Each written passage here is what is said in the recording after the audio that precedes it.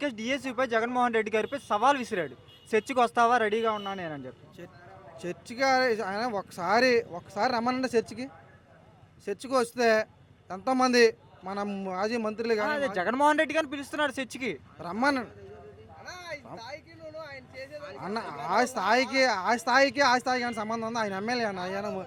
ఆయన ఎక్కడ, ఈయన ఎక్కడ అన్న? జగన్ గారు ఎక్కడ, లోకేష్ గారు ఎక్కడ? ఆయన దగ్గరికి ఏం రావడం ఏంటన్న? రమ్మనండి. ఎక్కడికి రమ్మంటారు? జగన్ గారు ఉన్న కాడికే రమ్మని చెప్పండి, మాట్లాడతారు. అన్నీ చేసామని చెప్పి అంటున్నారు కానీ ఏం చేస్తారన్న?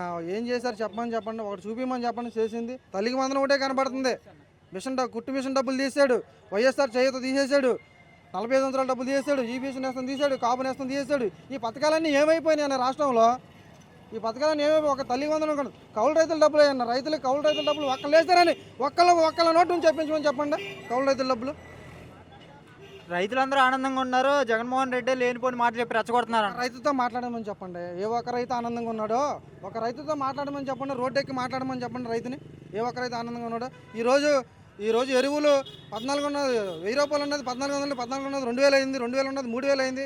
ఎక్కడ తీసుకొచ్చి కొనాలన్న రైతు? ఈ పెట్టుబడి ఎక్కడ పెట్టాలన్నా?